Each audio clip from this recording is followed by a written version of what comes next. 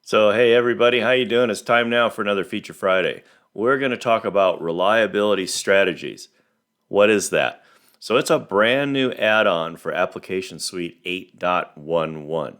And you'll see it's a little different. It certainly helps you start out your RCM studies and understand failure modes and things like that a little better. So let's just jump right into it and take a look. Okay, so just a couple of slides here first to kind of orient what we're looking at. So Reliability Strategies is an add-on within Application Suite 8.11, and in particular, the application will show up in the Manage component. And what it really does is add some RCM, some reliability-centered maintenance capabilities to the application suite.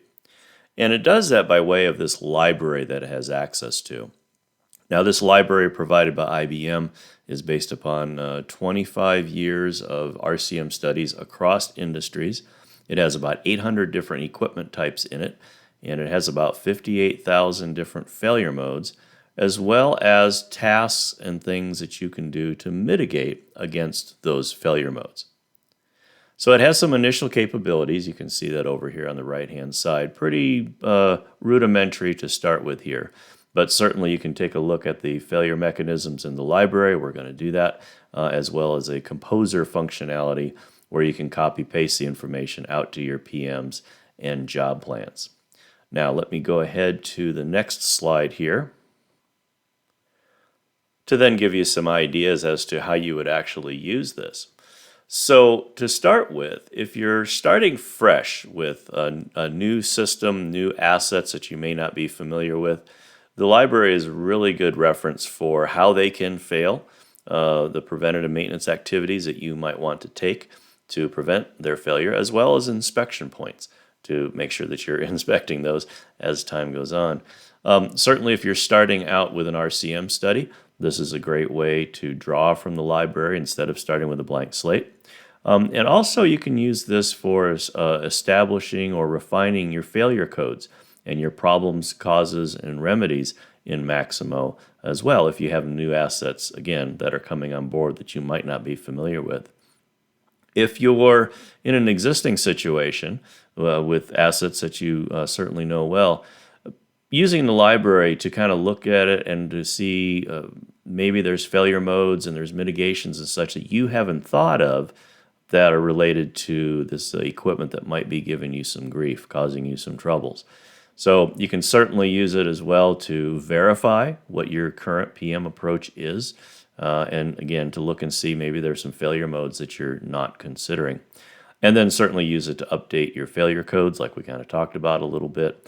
And finally, it's kind of an interesting use here is being able to use the library to look at the different influencers of failure, and that may help you troubleshoot what's going on, again, with some of your problematic assets. Okay, so here we go. We've logged into Application Suite and we are going to go to Manage. And again, this is Application Suite 8.11. Give it just a moment to render there and we're just going to get right into it here. So if I hover over to the Assets module, open that up, and if you've got Reliability Strategies installed, you just go ahead and click on Reliability Strategies down here at the bottom. And it opens up to a very simple looking application. So the starting point is to filter and search for a type of equipment. So quite literally, you just click in this asset field and it'll auto-populate. And we're going to pick one here in just a moment, but it'll make a note. This is not the list of assets that you have configured in Manage. This is a list of the different types of equipment that the library has access to. So for our example, I'm just going to go down here and choose a battery. Everybody's pretty familiar with batteries. So I've chosen a battery. If the library has different types of batteries here, then it would list all of them. In just this case, it just has the one. And then I'm going to go over here to the type, the configuration, which one could argue is the type of battery. But I'm just going to focus here on, this is a flooded lead acid battery, something we're all very familiar with. And then once you've done that, you just come over here to the blue box and click Get Strategy. So the system responds back with some information here. And so it's basically telling us that a lead-acid battery, as per the library and the 25 years of experience that it's been based upon, has 59 different failure modes and 6 different sets of activities that you could do to prevent or greatly reduce the occurrence of these failure modes. So if you wanted to, you could just click on these 2 buttons down here on the left and just jump right into things. Or give me just a moment, let me show you another slide and kind of talk through how all this relates to each other. Okay, so there is a hierarchy to all of this. It starts out with a boundary definition. So this asset with its failure modes and mitigations basically put a fence around that asset, and the tool describes that. We'll go back to it and you'll see it in just a moment. In our case, this is just the battery itself. Then the next thing you'll see are the components that make up the asset. As you can imagine, a battery has electrolyte, has the post, has its case, and those kinds of things. So depending on the asset will depend on the types of components or the list of components that make up that asset. Then for each component, you will have failure mechanisms. This is how the components can fail. So in the case of an electrolyte, you might have contamination and so on as well. For each failure mechanism, there will be failure influencers. And these are the things that can bring on the failures, like corrosion and stuff like that. Then for each influencer, in a given operating context, maybe it's severe conditions or light conditions or a low duty cycle, then the tool will bring up the suggested mitigation activities that will reduce the probability of the influencers causing the failure mechanisms for the components. Hopefully that visual helps a little bit as we move on. Okay, so we fade back to the tool itself, and you can see, like we just talked about, is the boundary definition. So this certainly describes the specific asset, the specific piece of equipment that you're talking about, rather than the systems and such that are around it. Alrighty, so let's get here to failure modes. I'm going to click on failure modes. And here is our list of failure modes that a battery can enjoy. And I'm just going to go ahead and expand each one here. So here's the electrolyte. I'm going to aim for contamination, failure mechanisms like we mentioned. And then I'm going to expand the mechanism.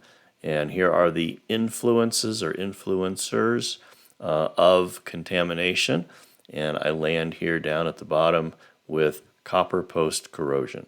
So as you can see, I have quite the hierarchy or quite the tree that I can climb up and down to see all the different failure mechanisms and their influencers as well. And I'm just going to go ahead and choose copper post corrosion here for just a second. And what do we see?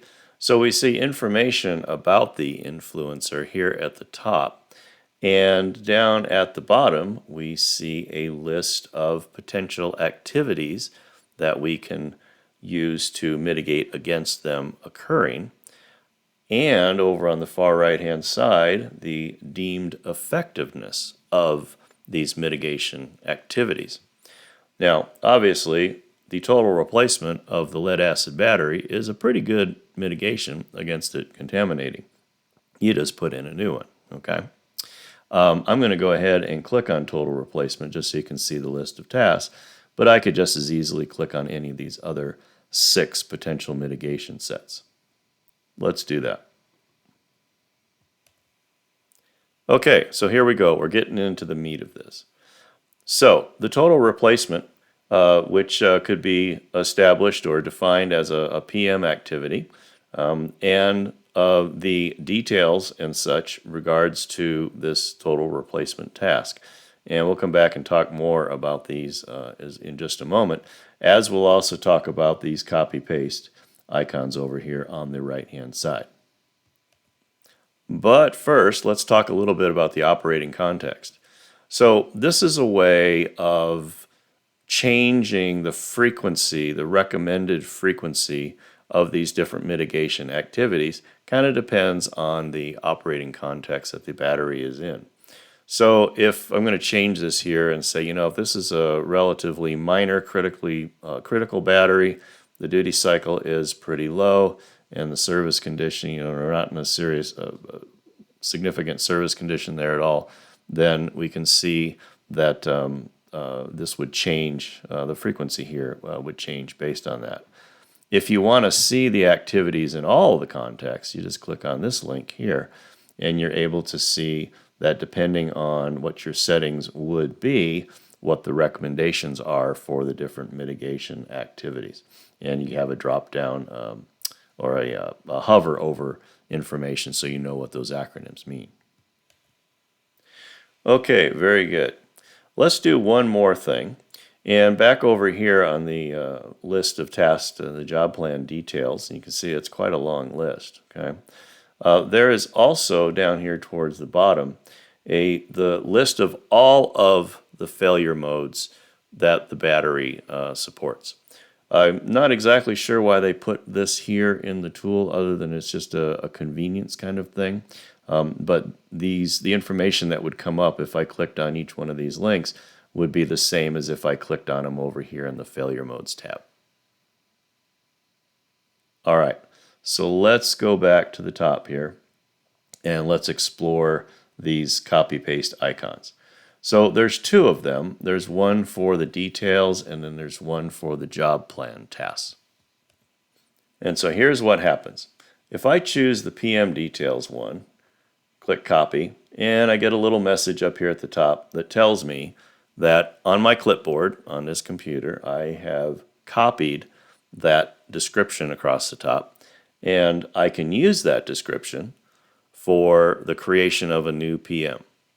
I'm going to do that again here so that you can see it, because it does time out.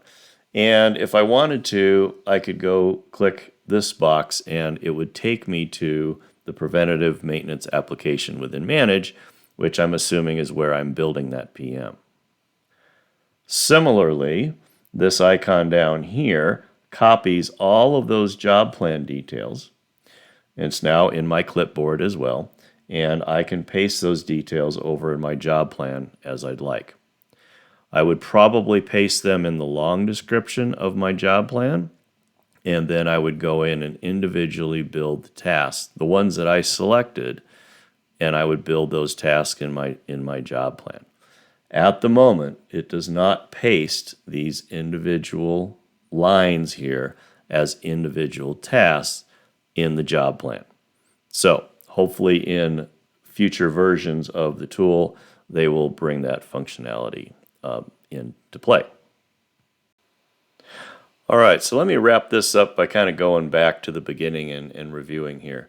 So I have chosen a battery from the asset list and a specific configuration of that battery, and the system has brought up to me all the different failure modes and eventually their influencers and the mitigation activities that I can use to prevent those.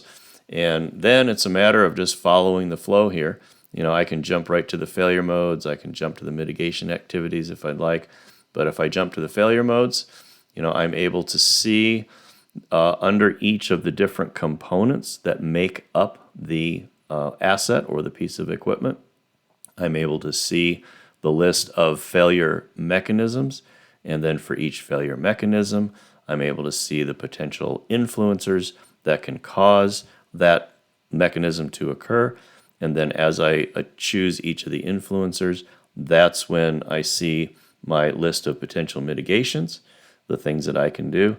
And just for fun, I'm going to choose detailed inspection here instead of the total replacement like I did before.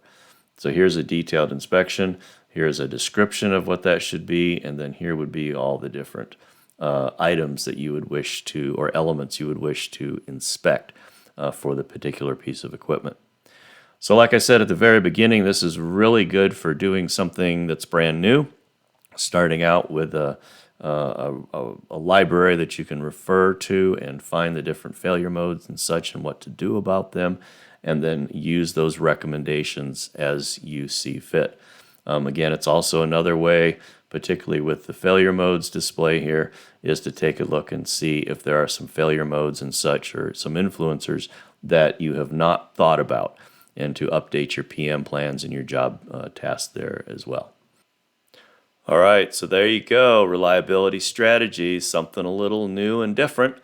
Certainly useful. When I was a reliability engineer, I wish I had a library like this to start my studies with. We used to have to start with a blank slate and sit in a conference room and argue about how things would and could and why they would fail.